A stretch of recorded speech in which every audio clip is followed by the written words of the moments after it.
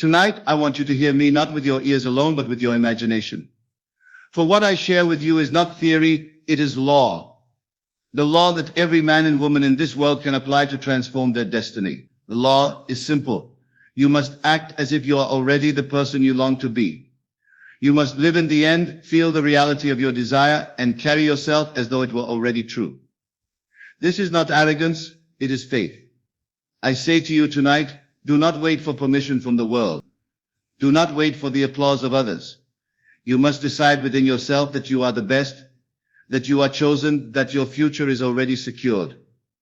You act as if, and in time, the world conforms to the image you hold. Let us walk together through this truth, and may it become flesh in your life. Was. The secret of assumption. My friends, let us begin with the foundation. If you forget everything else tonight, but remember this one principle, you will possess the key to every door in your life. That principle is assumption. The world teaches you to wait for evidence. It tells you to measure yourself by what your senses report, by what others think, by what has already been done. Yet I say to you, the senses are shadows. They only echo what has already been imagined. If you wish to change your world, you must change your assumption of yourself. Now, what is assumption? Assumption is the act of claiming within your imagination that which your senses deny. It is the deliberate choice to accept as true something that is not yet visible in the outer world. The moment you dare to assume, you set in motion forces unseen that must, by law, bring your assumption into the light of day. You see, there is only one cause in this world, your imagination. All else is effect. If you believe yourself to be weak, unnoticed, or inferior, you will meet circumstances that confirm it. But if you dare to assume that you are the best, that you are chosen, significant, and destined, then, though your outer world may resist for a time, it must eventually yield to that inner conviction. Do not be deceived by appearance. They are nothing more than the delayed reflection of what you once imagined. Today's circumstances are the harvest of yesterday's assumptions. If you want a different tomorrow, you must plant a different seed today. That seed is assumption. Let me give you an example. Imagine a young man with nothing but a dream. To the world, he has no title, no influence, no recognition. But within, he assumes, I am the best in my field. I am already what I desire to be. He rises each morning and walks in that conviction. He is not waiting for applause before he claims greatness. He claims it first, and the applause comes later. Soon, doors open, opportunities appear, and others begin to say, yes, he is the best. Yet it was not the world that crowned him. It was his assumption that crowned him long before the world noticed. This is the law. The assumption, though denied by reason, though mocked by others, if persisted in, will harden into fact. The world is compelled to mirror the inner claim. Now some of you may ask, but is this not arrogance, to assume I am the best before I have proven it? I tell you no. Arrogance boasts without foundation. Assumption rests in faith. Assumption is not claiming superiority over others. It is claiming the fullness of your own potential. It is recognizing the divine power within you and daring to let it express itself. When you assume, you are not deceiving yourself. You are aligning with the greater truth that imagination creates reality. You are standing in faith, declaring that what you desire already exists within you, waiting to be expressed. To act as if you are the best is not to pretend, it is to believe. It is to see with the eyes of spirit rather than the eyes of flesh. Consider this. If a man wishes to be wealthy but continues to see himself as poor, if he identifies with lack, his every action will echo that inner poverty. He may work tirelessly, but the seed he has planted is want, and the harvest will be more want. But if he assumes wealth within, if he imagines himself as one who already possesses abundance, then his actions change. He speaks differently, walks differently, makes decisions as one who knows his worth. In time, the outer world rearranges itself to reflect his assumption of wealth. The same is true for every area of life: success, love, creativity, health. What you assume, you create. What you deny, you delay. I tell you tonight, the law does not fail. It cannot fail. You may test it in the smallest matters of life. Assume a friend is thinking kindly of you, and you will find them reaching out. Assume you are welcomed in a place, and you will feel the warmth of others. Assume you are the best, and the world will soon echo your belief. The problem is not that the law fails, it is that man forgets to persist. He assumes for a moment, then doubts, then looks at appearances and says, it is not working. But faith is not a momentary spark, it is a steady flame. You must hold to your assumption in the face of contradiction. Do not let the senses shake you, for the senses report the past, not the future. They show what once was imagined, not what now is assumed. Let me make this plain. If you wish to be the best in your field, you must begin tonight to act as if it were already true. You must claim it in silence, feel it in imagination, and carry yourself with that conviction. Do not wait for others to agree. The world will never agree until you first agree within yourself. This is the secret that separates those who rise from those who remain. The majority live by appearances. They react to the outer world, never realizing they are enslaved by their own forgotten imagination. But the few, those who understand assumption, live by the inner world. They declare their future before the outer world has any evidence, and in time their future becomes visible fact. You may say, but I feel like I am lying to myself when I assume what is not yet seen. No, my friend, you are lying when you deny your imagination. You are lying when you say you are only what your senses declare. For the truth is, you are far more. The truth is, imagination creates reality. The only lie is to bow before appearances, as though they were final. So tonight I invite you to test this law. Begin with something small if you wish. Assume that tomorrow will bring you joy. Assume that someone will praise you. Assume that you will walk with confidence. Hold that assumption until it feels natural, and then watch as the world confirms it. From these small beginnings, dare to assume greater things, that you are the best, that your future is secure, that your destiny is already fulfilled. Remember, the secret is not struggle. The secret is assumption. You do not fight the old. You assume the new. You do not beg the world to change. You declare within that it already has. Then without effort, the outer follows the inner. This is the law, and it works unfailingly. You are the operant power. You are the chooser of your assumptions. Tonight decide what you will assume. Will you continue to assume lack, failure, limitation, or will you assume greatness, excellence, and mastery? Choose wisely, for your assumption is your destiny. True size. Imagination creates reality. My friends, having laid the foundation in assumption, we now step into the great truth upon which all things rest. Imagination creates reality. This is not poetry, nor is it metaphor. It is the literal truth of existence. Everything you now see, this building, the clothes you wear, the words I speak, was first imagined. The outer world is nothing but crystallized imagination. If you can accept this, you will never again be a slave to appearances. You will know that behind every fact lies a seed of imagination. And if imagination created the facts of yesterday, imagination can just as surely create the facts of tomorrow.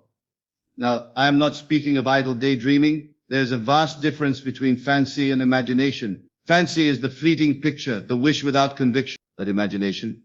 True imagination is deliberate, sustained, and clothed in feeling. It is the inner act by which we see and feel ourselves into a new state of being. And because imagination is the creative power of God within us, that inner act must in time become outer fact. Consider this. Every great invention of man began as an image in the mind. The telephone, the airplane, the printing press, the works of art that stir your soul.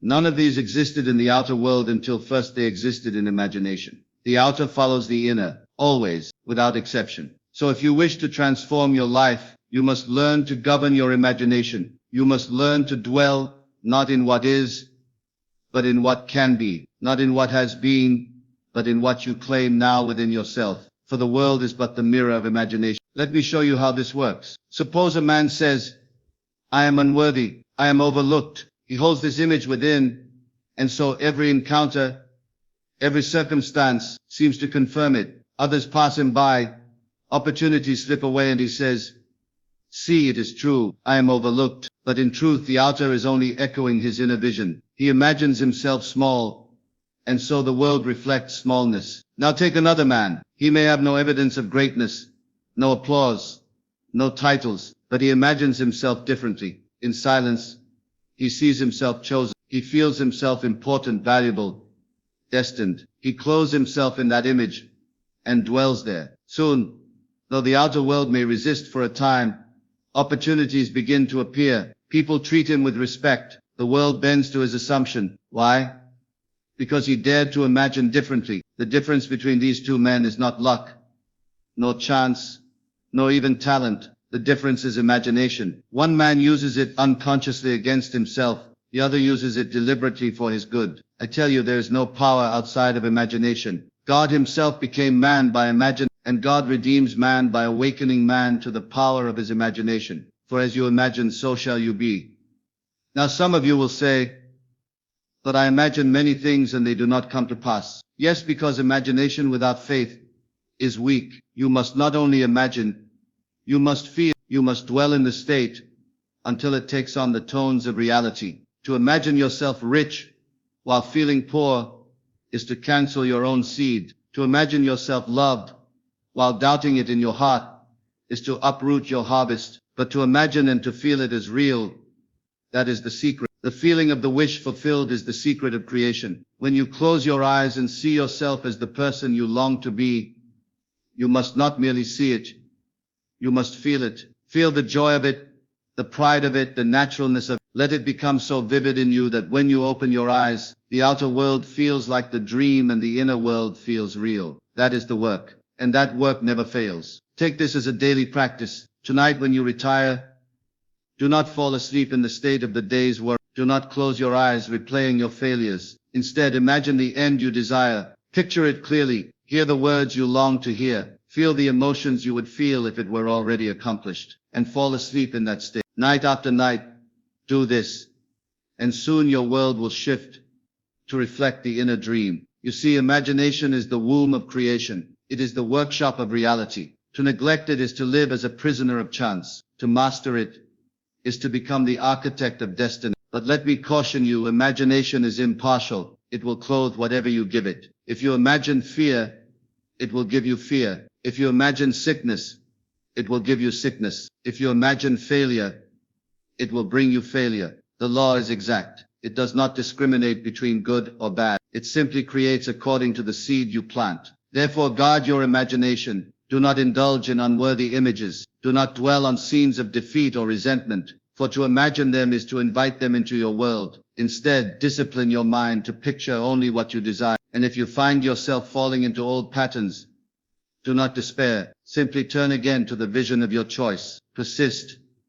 And the old must give way to the new. I once knew a man who longed for success, but always pictured himself failing. He rehearsed disaster in his mind, and disaster faithfully followed him. When he learned the secret of imagination, he reversed the picture. He began to see himself celebrated, honored, respected. He carried this inner scene with him everywhere. Within a year, his life had changed completely. The world now saw in him what he had first dared to imagine. This is the truth I press upon you. Imagination creates reality. You cannot escape it. You are imagining all the time, whether you know it or not. The question is not, am I imagining? The question is, what am I imagining? So tonight I urge you to imagine boldly. Do not shrink your vision to fit your circumstances. Do not say, I will imagine only what seems possible. No, stretch yourself. Dare to see the impossible as possible. For nothing is impossible to imagination. Nothing is impossible to God. And let me remind you, you are not called to imagine only for yourself. You may lift others by imagining lovingly for them. See your friend successful, and he will rise. See your family happy, and they will be. For there is only one imagination, shared by what you imagine for another, you send into the great field of creation. So test this truth. Begin tonight. Imagine yourself the best. Imagine your future secure. Imagine your life unfolding with joy. Feel it, believe it, and persist. And watch as the outer world, obedient servant that it is, reshapes itself to match the inner image. This is the secret behind all success, all greatness, all transformation. Not struggle, not chance, not approval of others, but imagination. For imagination creates reality. 3. Faith is action in the invisible. My friends, we have spoken of assumption, and we have spoken of imagination. But now we arrive at the lifeblood of the law, the element without which assumption withers and imagination dies. That element is faith. Faith is not what the world has taught you to think. Faith is not merely a statement of belief, not the repeating of creeds, not the outward practice of religion. Faith is action in the invisible. It is the daring choice to live now as though what you desire were already a fact, though all appearances deny it. The scriptures declare faith is the assurance of things hoped for, the evidence of things not seen. What does this mean? It means that faith is your inner evidence. You do not wait for the outer world to confirm your desire, you confirm it yourself within. You stand in the unseen as if it were seen, and by doing so you summon the seen into existence. Faith is not passive. It is not waiting with folded hands hoping that something might happen. No. Faith is action. It is walking as though it has already happened. It is speaking as though it were done. It is carrying yourself with the dignity of one who already possesses what the world has yet to see. I tell you, if you desire to be the best in your field, the world may laugh at your beginnings. They may see nothing in you worth admiring. But faith does not wait for their recognition. Faith acts now. Faith walks into the room with confidence before the crown has been placed upon the head. Faith shakes hands as though the matter was settled. Faith looks into the mirror and sees not what is, but what must be. This is why I say to you, without faith, the law is a dead letter. You may imagine, you may assume, but if you do not clothe that vision with faith, you betray it at the door. Faith is the garment that makes the invisible acceptable to the senses. Let me illustrate. Imagine a man who desires health. He lies in bed, weak in body, but he imagines himself strong. Yet, if he continues to speak of sickness, to walk in despair, to identify himself with weakness, his imagination is contradicted by his lack of faith. But let that same man, though weak, rise each morning and declare, I am strong, I am whole. Let him walk with whatever strength he can muster, refusing to bow to appearances, and in time his body conforms to his inner faith. His faith was action in the invisible. Another man desires success. He imagines himself prospering, yet when opportunity knocks, he hesitates, he doubts. He waits for proof before he dares to act. And so the opportunity slips away and he says, it was not meant to be. But the truth is, he lacked faith. Faith would have seized the opportunity, trusting that the unseen would support him. Faith would have leapt before the bridge appeared, knowing the bridge would appear in the leap. You see, faith is bold. Faith does not ask for permission. Faith does not tremble before appearances. Faith says, it is so, and lives accordingly. Now let us bring this closer to your life. If you wish to be the best, you must not only imagine yourself as the best, you must walk in faith as though it were already true. Speak with faith, work with faith, dress with faith, sit in silence with faith. Every action, every thought, every word must testify to the unseen reality you have claimed. When you do this, you are no longer hoping, you are living in faith, and living in faith compels the unseen to become seen. I once knew a woman who longed for love. She imagined herself happily married, yet in daily life she spoke of loneliness, of unworthiness, of despair. Her imagination was undone by her lack of faith. When she learned the secret, she began to act differently. She spoke of herself as beloved. She carried herself as one who was cherished. She no longer begged for attention. She assumed it. In time, her faith drew to her the very relationship she had imagined. Do you see the difference? Without faith, imagination is a shadow. With faith, imagination is a seed that must bloom. Faith is also persistent. Many of you will begin in faith, but when the world contradicts you, you falter. You say, it is not working. But faith is action in the face of contradiction. Faith holds its ground even when the senses scream otherwise. Abraham, the father of faith, is said to have called the things that are not as though they were. He did not stagger at the promise, though his body was as good as dead. That is faith. To look at the barren field and declare, it is fertile. To look at the empty hand and declare, it is full. To look at yourself unnoticed by men and declare, I am the best. That is faith. The question then is not whether you have imagination. All men imagine. The question is whether you have faith enough to act as though your imagination were already fact. So tonight, let me ask you, what are you waiting for? Are you waiting for the world to crown you before you walk like a king? Are you waiting for applause before you believe in your gift? Are you waiting for recognition before you dare to step forward? If so, you will wait forever. For the world only reflects faith already exercised. You must believe first, and the evidence follows. Let me make this practical. Suppose you desire a certain career. In faith, you begin to study, to learn, to practice, as if you already belonged there. You walk into the room with that quiet assurance. You do not say, if only one day. You say, this is mine now. That posture, that tone, that inner conviction. This is faith in action. And sooner than you think, the world bends to match it. Or suppose you desire wealth. Faith does not mean reckless spending. Faith means carrying yourself with the dignity of one who knows abundance is theirs. You no longer speak of lack. You no longer complain of poverty. You speak and act with the calm certainty of one who knows provision flows. That inner action is faith, and it will bring outer increase. Faith, my friends, is not a future thing. Faith is always now. If you say, I will have faith when I see it, you will never see it. Faith is choosing to act now as though the unseen were already here. And here lies the great mystery. When you act in faith, the unseen supports you. Doors open that logic cannot explain. People appear who had no reason to appear. Circumstances align in ways the rational mind could not predict. Why?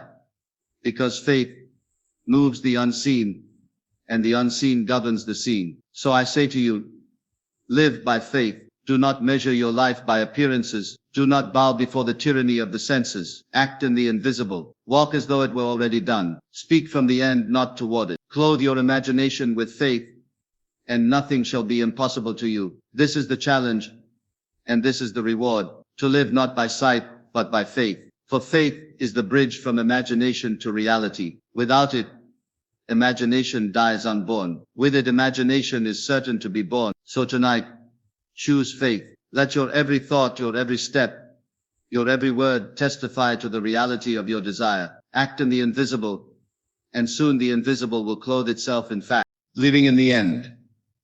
My friends, having spoken of assumption, of imagination and of faith, we now come to the crown of the law, the practice of living in the end. For everything we have discussed so far leads to this one command. You must live as though the end were already here. Now, what do I mean by living in the end? I mean that you do not place your desire in the distant future, saying one day I will be, or someday it shall come.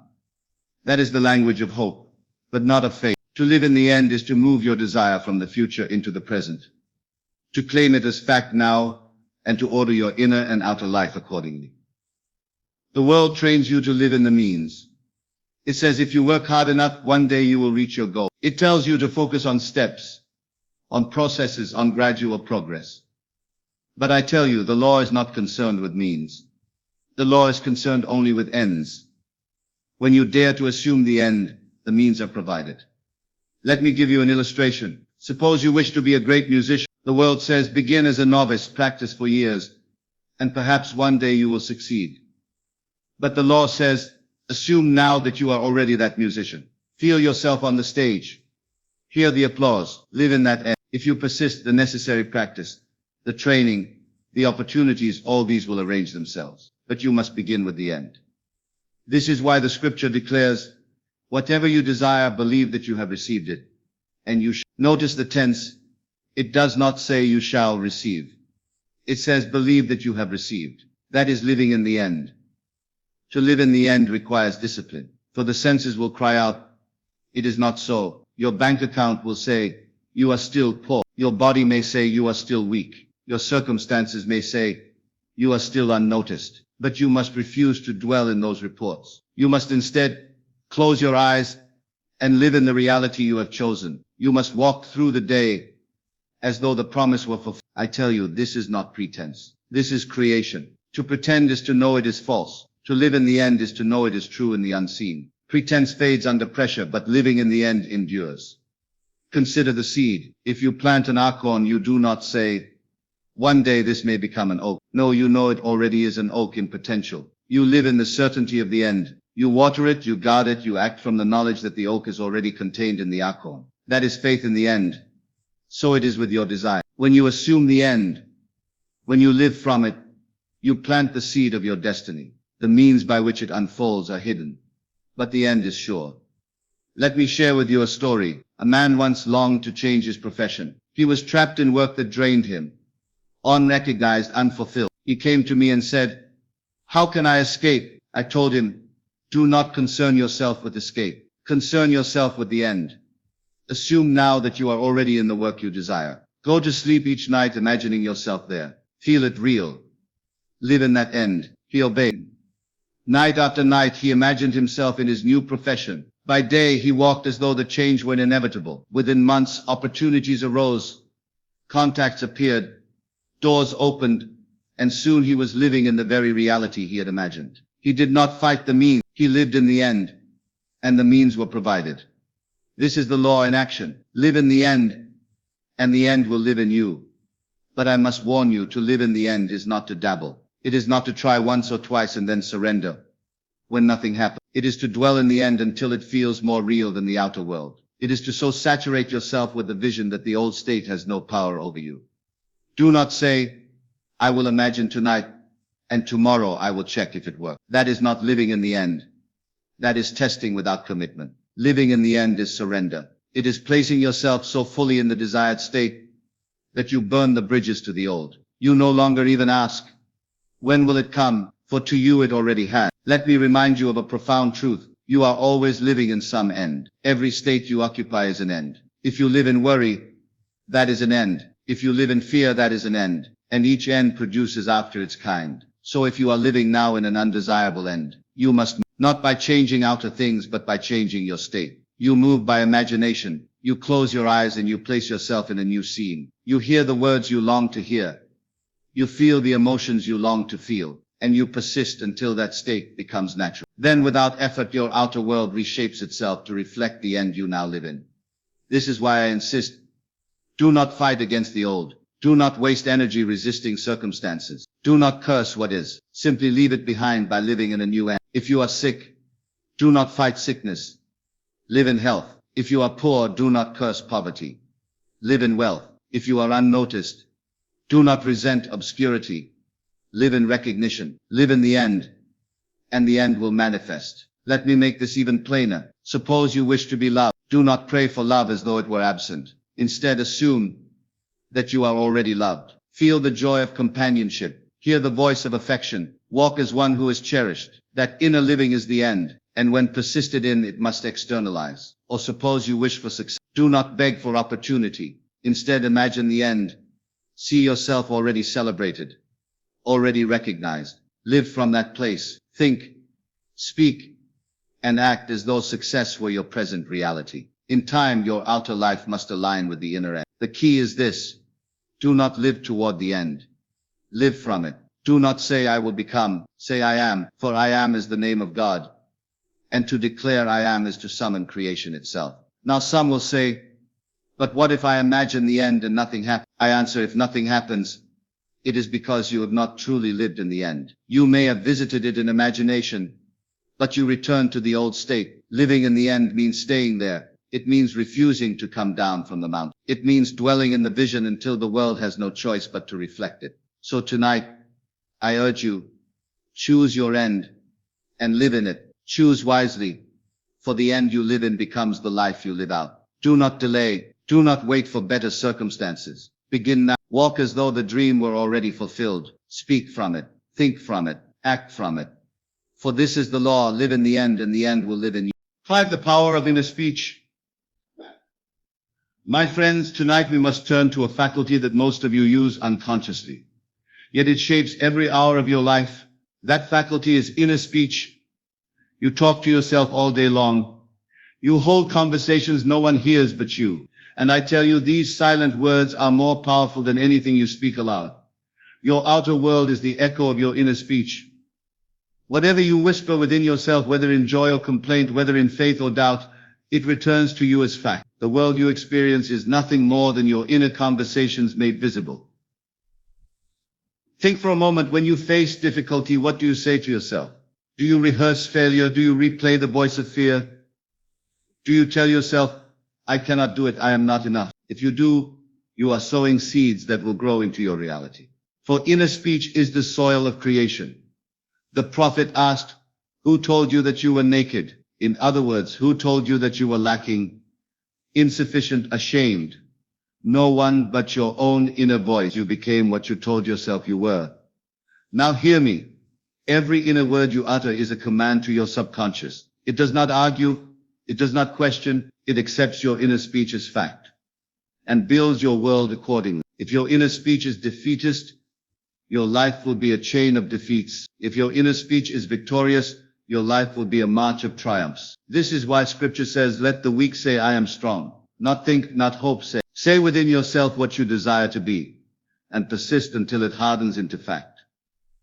Let me tell you a story. A woman once told me she longed for reconciliation with her estranged husband. She had prayed, she had begged, she had wept, but all the while, in her heart, she carried on conversations of bitterness. She accused him in imagination. She scolded him. She relived the quarrels of the past. Her inner speech was filled with anger, and so reconciliation was impossible. I said to her, change the conversation each night.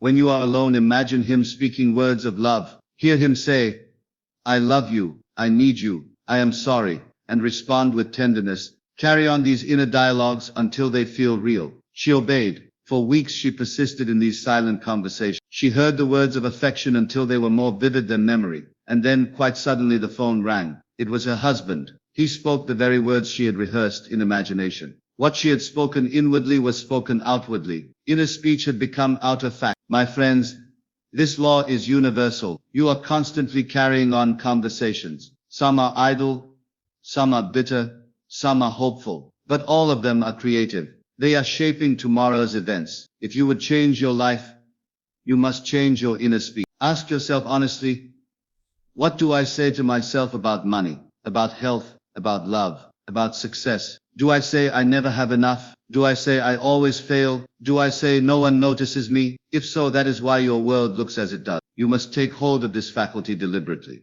You must discipline your inner tongue as you would discipline a wild animal. Refuse to indulge in conversations of defeat. Refuse to replay the voices of fear. Instead, put into your mouth the words you wish to hear. Suppose you desire wealth, then in imagination carry on conversations as though you already had it. Hear your friends congratulating you. Hear yourself thanking them. Suppose you desire health, then in imagination hear the doctor say, you are perfectly well. Suppose you desire success, then in imagination hear the applause, the words of recognition. Carry on these inner dialogues until they feel natural. Do not wait for evidence. Begin now, for inner speech precedes outer fact. Let me show you how powerful this is. A man once told me he desired promotion in his work, but each day, as he left the office, he grumbled within himself. He said silently, they overlook me. They do not value me. I will never rise. These words, though unspoken aloud, were spoken with feeling in the depths of his being, and so his world confirmed them. He remained overlooked. I told him, reverse the speech. Each day as you leave the office, say within yourself, they appreciate me. They recognize my talent. I am advancing. Carry on conversations with your employer in imagination, in which he praises you, in which he offers you new responsibility. Hear it until it feels true. He obeyed. For months, he persisted in this new inner dialogue. And then one day, his employer did exactly what he had imagined. He called him in, praised his work, and gave him the promotion he desired. Inner speech had done its work. So I tell you, your inner voice is the architect of your destiny. Guard it, train it, direct it. For what you whisper within yourself will one day shout from the rooftops of your life. But some of you say, I cannot control my inner voice. It runs wild. I say, you already control it, though unconsciously, for you have trained it by habit. The same effort that once trained it to complain can retrain it to affirm. The same effort that once rehearsed failure can now rehearse success. Begin with small steps. Tonight, before you sleep, choose one desire. Carry on a short conversation in imagination, as though it were already fulfilled. Hear someone you know.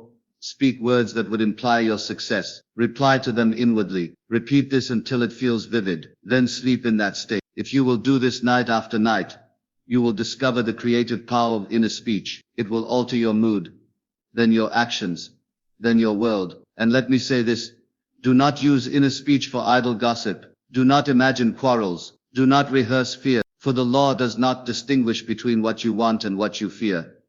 It gives you what you speak inwardly with feeling. So if you argue in imagination, you will argue in fact. If you fear in imagination, you will fear in fact. Therefore choose wisely the words you allow within yourself. Let them be words of strength, of joy, of abundance. Speak to yourself as though you were already the best, already the fulfilled, already the chosen. And if you persist, the world will mirror those inner words. For remember this great truth.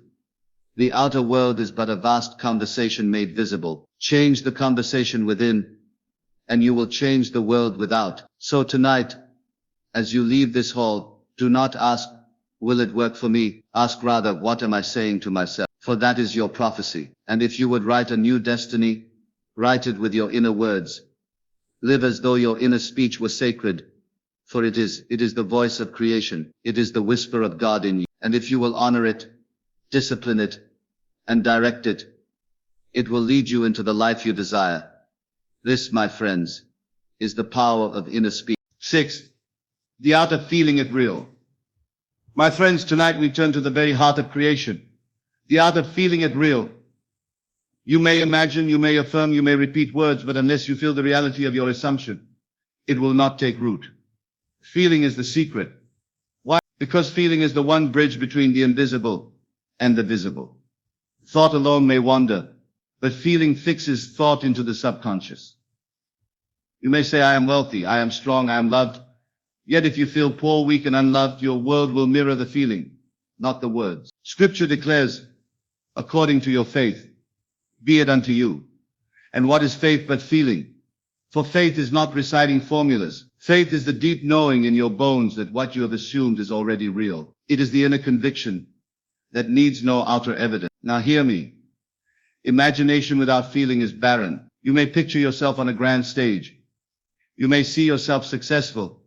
But if it stirs nothing in you, if it does not move your inner being, it remains but a passing daydream. But if you feel it real, if you let the thrill of accomplishment, the joy of success, the relief of fulfillment flow through you, then your assumption is planted in the fertile soil of the subconscious. Let me give you an example. Suppose you wish for financial freedom. You may close your eyes and imagine stacks of money. But if you still feel anxious, if you still feel lack, your subconscious only receives the anxiety. Instead, you must feel the security of abundance. Imagine yourself paying bills with ease, feeling the lightness of freedom. Let the sensation of relief and joy rise in you. That feeling is the seed of wealth. Or suppose you wish to be loved. You may imagine someone beside you, but if you feel lonely as you imagine, then loneliness is what you impress upon the mind. Instead, feel the warmth of companionship. Feel the comfort of being wanted. Let yourself smile in the silence as though you were already cherished. That feeling is the seed of love. So I say again, feeling is the secret. But how do you practice it? Let me show you. Tonight when you lie down to sleep, take a simple scene that would imply your desire fulfilled. If you wish for success, imagine a friend shaking your hand, congratulating you. If you wish for health, imagine the doctor telling you, you are well. If you wish for recognition, imagine hearing someone praise your name. Do not merely see it, enter the scene and feel it. Feel the pressure of the handshake, hear the tone of the voice, sense the atmosphere of accomplishment, and above all, let the emotion of fulfillment rise in you. When you feel the thrill as though it were happening now, you have touched the creative power. It is not enough to think of the wish fulfilled, you must think from it. To think of it keeps it at a distance. To think from it is to place yourself in the air, and the only way to think from it is to feel it real. Now some will say, but I cannot produce the feeling. And I answer, you already do. All the time. Every worry is a feeling it real. Every fear is a rehearsal of disaster. When you lie awake at night imagining failure, and you feel the dread of it, you are practicing this law in reverse. You are feeling it real, but for what you do not want. So the discipline is not in learning to feel, but in learning to feel what you desire instead of what you fear. The same effort you use to worry can be turned to faith. The same energy you give to anxiety can be given to joy. Consider this. A man once came to me desiring healing. He had been ill for years, and no remedy helped. I asked him, do you imagine yourself well? He said, yes, I see myself running. I asked, but do you feel yourself running? He hesitated. He admitted that while he imagined the scene, he still felt sick. His body ached, and he carried that feeling into his imagination. I told him, forget the body for now. Forget the ache. Feel only the likeness of health. Even if you cannot see it vividly, feel the sensation of ease. Imagine what it would be like if you were whole now. He practiced night after night. He focused not on sight but on feeling. He felt the ease of movement, the joy of strength. Soon the body began to conform. What once felt impossible began to appear inevitable. And in time, health was restored. This is the power of feeling it real. But let me warn you, do not confuse excitement with conviction. A momentary thrill may fade, but true feeling is steady. It is not frantic. It is calm assurance. It is the quiet knowing that what you have assumed already is. It does not beg. It does not demand. It simply rests in the awareness of fulfillment. This is why the state of sleep is so vital. As you drift into sleep, the conscious mind grows quiet, and the subconscious is most impressionable. If in that moment you feel your desire real, the subconscious accepts it as fact. And what the subconscious accepts, the outer world must express. So practice the art, Nike. Do not wait for circumstances to change. Do not ask when or how. Simply take the feeling of the wish fulfilled into the silence of sleep. Live in it, breathe in it, and let it become natural. I tell you, feeling precedes fact. You may wait for evidence, but evidence only mirrors the feeling. If you wait to feel until you see, you wait forever. You must feel first, and the seeing will follow. Look back upon your life, every triumph, every failure, every joy, every sorrow, they were all preceded by a feeling. You felt it first,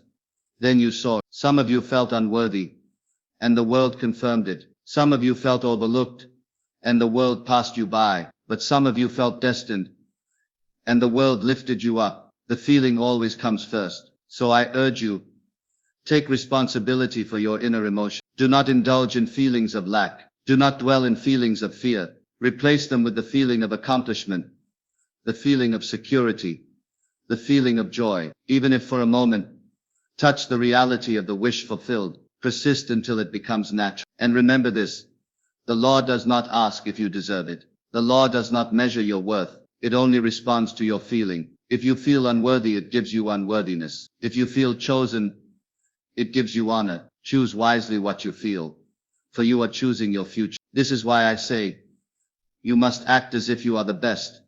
Not tomorrow, not someday, but now. You must feel as though you are already the best. Feel the confidence, the dignity, the certainty of it. Live in that feeling and the world will rearrange itself to prove you right. For creation is finished. Every possibility already exists. You select your reality by the feeling you occupy. Occupy the feeling of your fulfilled desire, and you call forth that version of your life. So tonight I leave you with this charge. Do not leave this hall the same. Choose one desire. Enter into it now in feeling. Feel it so deeply that the world cannot persuade you otherwise. And if you will persist, you will see the outer world bow to your inner conviction. For the art of feeling it real is the art of creation itself. 7. Persistence and faith. My friends, if there is one quality that separates those who bring their vision to life from those who merely dabble, it is persistence. For imagination and feeling are the roots of creation, but persistence is the water that keeps them alive. Without persistence, the seed withers before it bears fruit. You may imagine the grandest vision, you may feel it real once or twice, but if you abandon it when the outer world contradicts you, then you are like a gardener who plants and uproots the seed each day to see if it grows. No seed can grow that way. No dream can thrive without persistence. Faith and persistence are inseparable. Faith is not believing once, it is believing continually. It is standing firm in your assumption despite every appearance to the contrary. It is holding to the end in the face of delay, ridicule, or contradiction. Scripture declares, "He who endures to the end shall be saved." That endurance is persistence. It is the refusal to come down from the state you have chosen, no matter how loudly the senses argue. Let me make this plain. Suppose you assume wealth. You imagine yourself free, secure, prosperous. But then tomorrow you receive a bill you cannot pay. The outer world shouts, "You are still poor." If you accept that report, you abandon the state. But if you persist, if you say within yourself, "This too is part of the unfolding. My wealth is sure," then you remain in the state, and in time the outer world must conform. Persistence does not mean strain. It does not mean efforting all day. It means refusing to contradict your assumption. It means returning again and again with quiet faith to the end you have chosen. It means brushing aside doubts as you would brush away flies, not with fear but with certainty. Let me share a story. A man once came to me desiring success in business. He imagined nightly He felt the joy of accomplishment, but weeks passed, and nothing seemed to change. He grew discouraged. He said, perhaps it does not work for me. I told him, do not judge by the outer delay. Persist. The law is sure. Persist until the feeling becomes natural. He obeyed. Night after night, he held to the vision. By day, when doubts arose, he silently affirmed, it is done. Months later, an opportunity appeared that he could never have planned. He entered it, and his success exceeded his imagination. He said to me afterward, it was persistence that carried me through. So I say to you, the difference between success and failure in this law is persistence. But what fuels persistence? Faith. For faith is not a vague hope. It is the substance of things unseen. Faith is the assurance that what you feel real must become fact. Faith is the deep conviction that the world is only shadow and the reality is your assumption. Some of you give up because you do not understand faith. You wait for evidence before you believe. But faith does not wait. Faith believes now. Faith claims now. Faith says, I am. Even when the world says, you are not. And when you persist in faith, the world must yield. Do not confuse persistence with stubbornness, inaction. You do not need to force outer. You need only persist inwardly in your state. For the state you occupy magnetizes the means. If you persist in the end, the bridge of incidents will appear. People will play their parts, circumstances will shift, and the promise will fulfill itself. Consider the widow in scripture, who came to the unjust judge, asking for justice. Though he cared neither for God nor man, yet because she persisted, he granted her request. That parable was given to teach one lesson, that persistence wins. If even an unjust judge yields to persistence, how much more will the law of creation yield to the persistent assumption? So let me ask you, what are you persisting in? For persistence works both ways. If you persist in worry, worry will harden into fear. If you persist in fear, fear will take shape. If you persist in lack, lack will become your world. But if you persist in wealth, wealth must come. If you persist in health, health must appear. If you persist in love, love will surround you. This is why discipline is essential. Do not persist in what you do not want. Turn the wheel deliberately. When the old state tempts you, when fear whispers, when doubt shouts, turn back to the end you have chosen. Say within yourself, it is done, and return again to the feeling of fulfillment. That is persistence. Now let me address the greatest enemy of persistence, time. Many of you begin with joy, but when days or weeks pass without change, you grow weary. You say, perhaps it is not working, but time is only the servant of your assumption. The promise has its appointed hour. If it seems slow, wait for it. It is sure. Do not measure by days. The law does not work by your clock. It works by your faith. The seed grows underground long before it breaks the soil. You do not see the roots, but they are there. So with your assumption, the unseen processes are at work, though you cannot measure them. Persist, and in time, the fruit will appear. Another enemy of persistence is the opinion of others. Some of you abandon your vision because the crowd mocks you. You share your dream and they laugh. You assume wealth and they call you foolish. You assume greatness and they say, who are you to think so? But the law does not listen to the crowd. The law listens only to you. Persist in silence if you must. Let the results speak for you. My friends, persistence is not glamour. It is quiet, steady, patient. It is the refusal to let go. It is holding to the invisible when all else shakes, but it is the one quality that guarantees fulfillment. So tonight, if you have stumbled, if you have doubted, begin again. Choose your end and persist. Do not look back. Do not waver. Say within yourself, though the vision tarry, it is certain, I will not let it go. And if you hold fast, the end will come. For this is the law. Imagination creates reality, but persistence secures it. Feeling plants the seed, but faith waters it. And when you persist in faith, nothing can stop the harvest. So I charge you, persist as though your life depends on it, for it does. Persist until the state becomes natural. Persist until you no longer have to remind yourself, for the assumption feels inevitable. And when that day comes, the outer world will bow to the inner reality. This, my friends, is persistence and faith, the two pillars upon which all creation rests. 8. The bridge of incidents. My friends, when you dare to assume the end and persist in that assumption, life itself rearranges, events begin to unfold, people appear, circumstances shift, And yet to the natural eye, these events may seem ordinary, even unrelated. But when you look back, you will see they formed a perfect chain leading you to the fulfillment of your desire. This chain is what I call the bridge of incidents. The bridge of incidents is the path by which your assumption becomes fact. You do not plan it. You do not need to know it. It arises naturally once you have entered the end. And here is the wonder: you may not recognize it while it is happening. For the bridge often appears as simple, everyday events, as chance meetings, as unexpected opportunity. Only later, when the desire is fulfilled, do you see how perfectly the bridge was laid. Now understand this: you are not to concern yourself with building the bridge. That is not your work. Your work is to assume the end, to feel it real, to persist. The bridge builds itself. Let me give you an example. A woman once desired to move to another city. She assumed it nightly, feeling herself in a new home. Weeks later, she was unexpectedly offered a job transfer. At first she resisted, for the transfer required adjustments she had not anticipated. Yet when she accepted, she discovered it placed her exactly where she wished to be. That job transfer was the bridge of incidents. The bridge may sometimes seem to carry you through detours. It may lead you through difficulty, or even disappointment. But if you persist in the end, you will find that every step, even the unpleasant ones, was necessary. For the law uses all things to bring you to fulfillment. Do not despise the day of small beginnings. Do not curse the delay. Do not resist the seeming setback. All is part of the bridge. I recall a man who wished to enter a new line of work. He assumed it faithfully, feeling himself already successful. Then one day he was dismissed from his current job. To his natural mind it was disaster. Yet that dismissal forced him to seek new paths, and within months he entered the very work he had imagined. What seemed at first a curse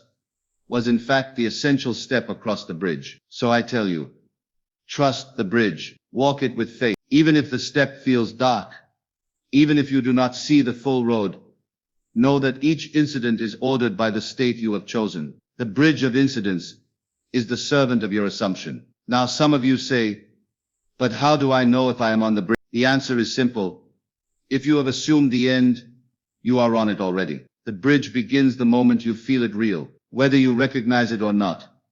The path unfolds. Do not try to manipulate the bridge. Do not say, this must happen, that must happen. Leave the means alone. If you dictate the steps, you interfere with the law. Your only task is to occupy the end. The bridge will carry you. Let me make it plain with an image. Suppose you set sail for a distant shore. You may not see the land while at sea. The waves may toss, the winds may shift, but if your course is set, the current carries you to the destination. The bridge of incidents is that current. You cannot map every wave, but you can trust the voyage. So it is with assumption. You need not know how. You need not control each step. The how is the bridge. It will appear at the right time, in the right way. But I must warn you, do not abandon the end when the bridge confuses you. Many lose heart because the bridge takes an unexpected turn. They say, this cannot lead to my desire, and so they step off the bridge and return to the old state. But if they had persisted, they would have seen that the very turn they doubted was the necessary link. Consider Joseph in Scripture. He dreamed of greatness, yet first he was sold into slavery, then cast into prison. To the natural mind, these were disasters, but each was part of the bridge. For had he not been sold,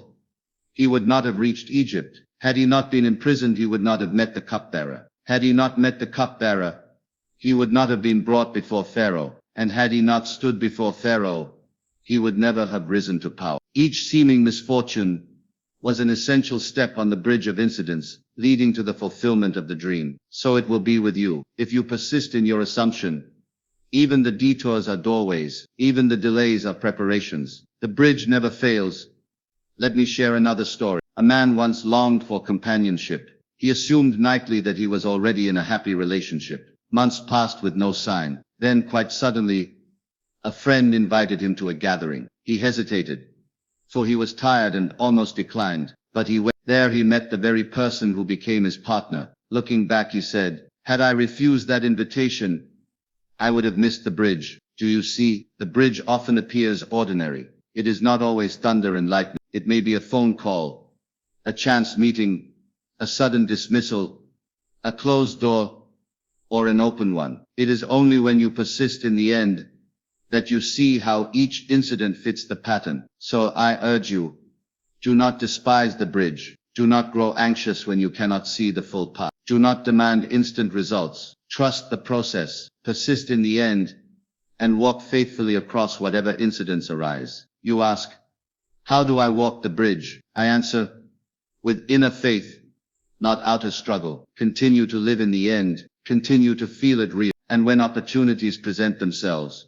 act naturally. Do not strain. Do not force. Simply move as the path opens, knowing that the bridge is carrying you. This is why I say, never worry about the means. The means are not your concern. The means belong to the bridge. Your concern is only the end. And when at last the desire is fulfilled, you will look back in awe. You will see how perfectly the bridge was built, how every incident, pleasant or unpleasant, was a link in the chain, and you will marvel at the wisdom of the Lord. So tonight, I urge you, assume the end, and then rest. Do not try to build the bridge yourself. Do not interfere with the unfolding. Trust that life is wiser than your planning. Trust that the bridge is sure. And if you persist in faith, you will find yourself standing in the very place you once imagined, wondering at how it all came to pass. For the bridge of incidents is the unseen hand of your own assumption, guiding you step by step into the world you have chosen. 9. The law of reversibility.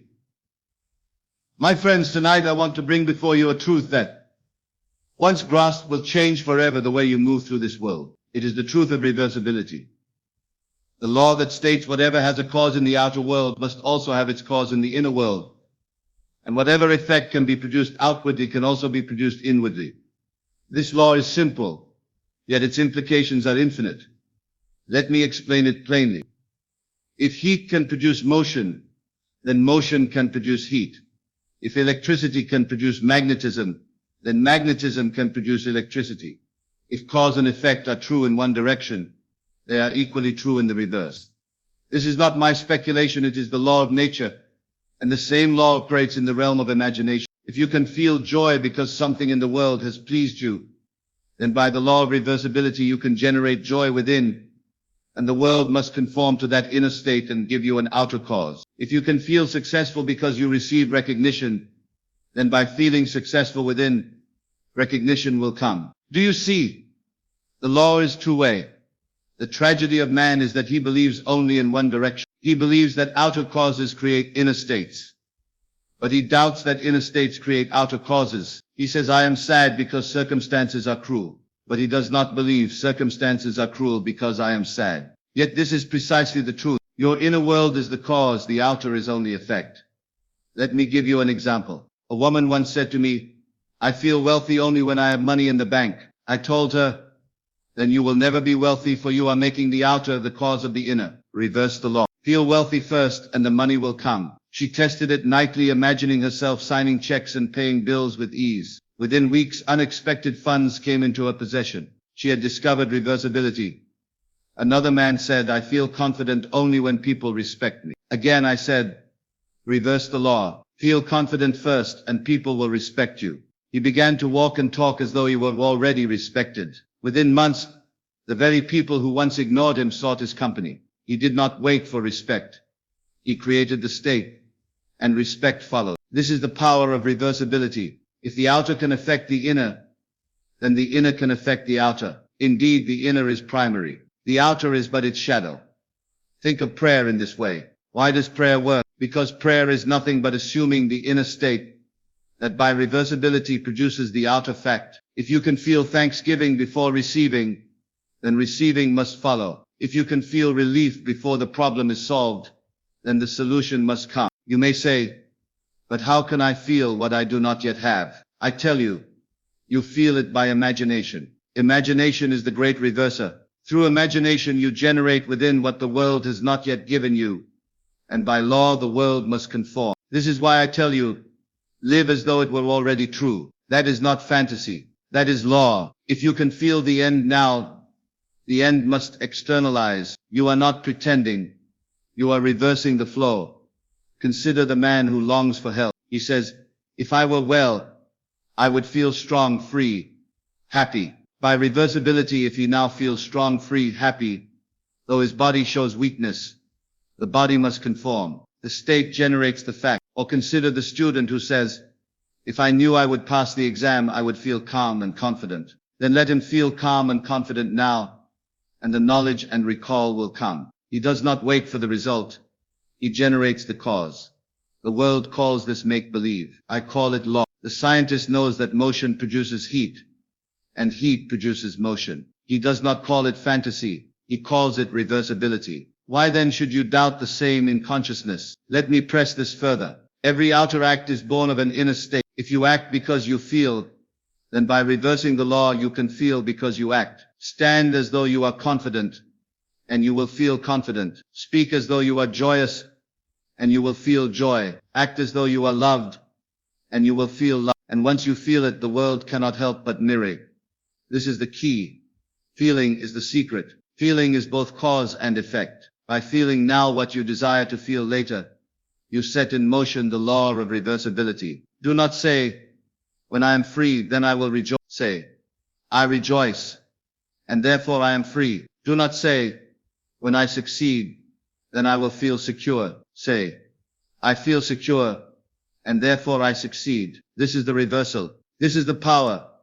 Now you may ask, but is it not dishonest to feel what is not yet true? I say no. It is only dishonest if you believe the outer world is the only truth. But I tell you, the inner world is the real. The outer is but its shadow. To feel the inner is to create the real. When you close your eyes and enter the feeling of the wish fulfilled, you are not lying. You are planting the seed. And just as surely as the seed brings forth after its kind, your feeling must bring forth in the outer world. So tonight, reverse the law. Stop waiting for the world to give you permission to feel. Feel first, and the world will follow. Stop waiting for love to come before you feel loved. Stop waiting for money to come before you feel wealthy. Stop waiting for health to come before you feel whole. Reverse the law, assume the state, and let the world conform. I remember a story of a man in debt. He would say, if only I were free of this burden, I would feel so light. I told him, then feel light now. He began nightly to imagine walking through life unburdened,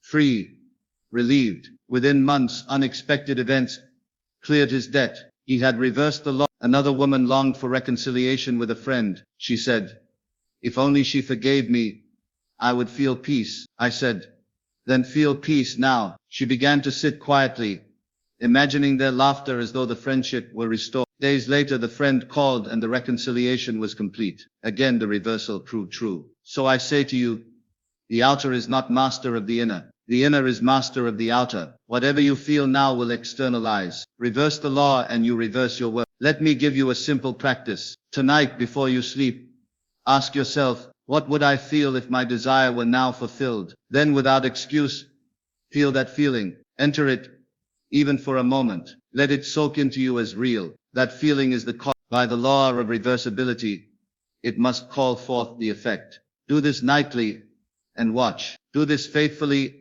and you will prove to yourself that nothing is impossible. For the law of reversibility is not partial, it is absolute. In closing, let me say this.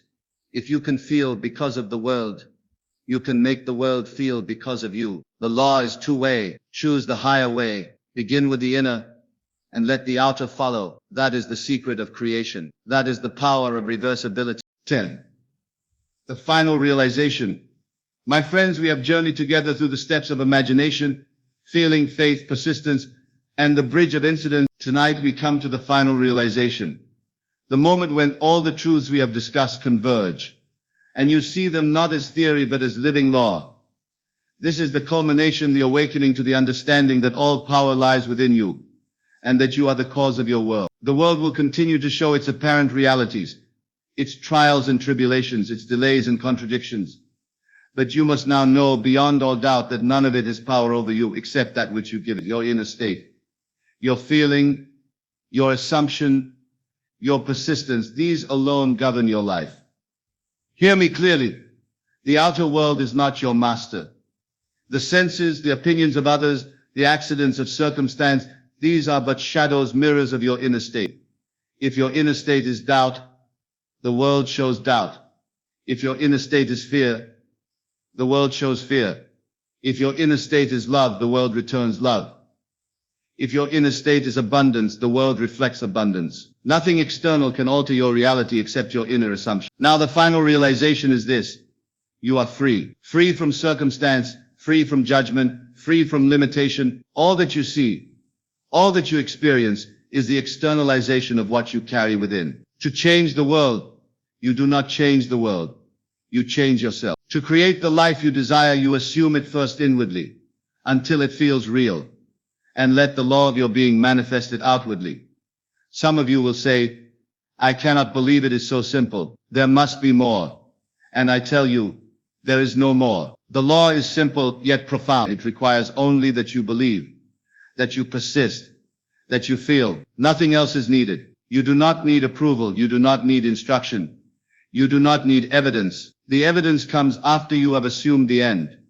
Consider a seed planted in fertile soil. The seed does not ask, how will the sun rise? It does not say, will it rain enough? It does not debate whether the gardener is skilled. The seed simply exists, and in its time it grows. So it is with your assumption. Plant them, water them with feeling, nourish them with faith, and they will grow into reality. But there is one thing you must understand.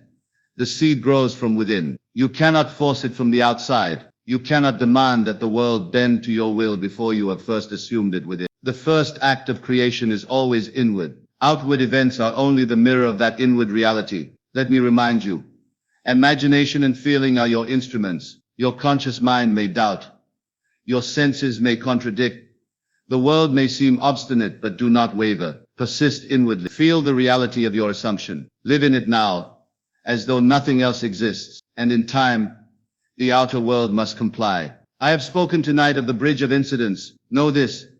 Every event, every meeting, every chance circumstance that appears in your life is part of that bridge. Do not resist it. Do not question it. Accept it as the manifestation of your inner assumption, and move forward. Even delays, even obstacles, even disappointments, these are all the law at work, shaping and aligning your path to the end you have assumed. And now the crowning truth. You are the magician of your reality. You are the cause of everything you experience. Nothing occurs outside of you without first occurring within you. The outer is merely the reflection of your inner state. The laws of nature, the principles of the universe, the very order of creation, it all obeys the assumption you hold within. Some of you may fear responsibility, thinking, if this is true, then I must always control my thoughts, my feelings, my assumptions. And I say, yes, but rejoice, for this is freedom, not burden. Freedom to create your life, freedom to choose your world, freedom to design your destiny. No one can impose limitation upon you, except that which you allow in your imagination. Now consider the power of assumption. To assume is to declare a state real. To persist in that assumption is to impress it upon the subconscious mind, which accepts it as fact. To feel it real is to energize it, to give it life, until the outer world mirrors your inner conviction. This is the complete process. It is simple.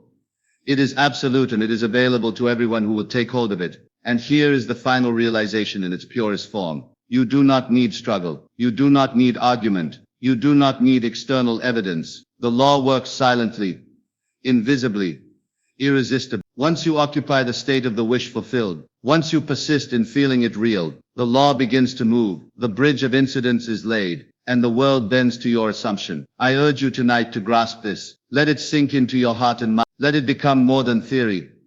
Let it become experience. Assume now the state you desire. Feel it as fully as possible. Persist night and day. Watch, but do not interfere with the unfolding. Allow the law to bring you to the end. And when it arrives, as it surely will, you will stand amazed at how effortless and complete creation is when you act from within. Remember always, your outer life is but a mirror. Change the mirror, and you change the reflection. The mirror is your consciousness. Change it through assumption, through feeling, through faith, through persistence. The world outside cannot resist the world within. So my friends, go forward tonight with this knowledge. You are powerful beyond measure. You are the architect of your reality. You are the master of your fate. Take up the art of imagination, the discipline of feeling, the steadiness of faith, the determination of persistence, and the trust in the bridge of incidents. Combine them, and there is nothing in this universe you cannot create. This is the final realization.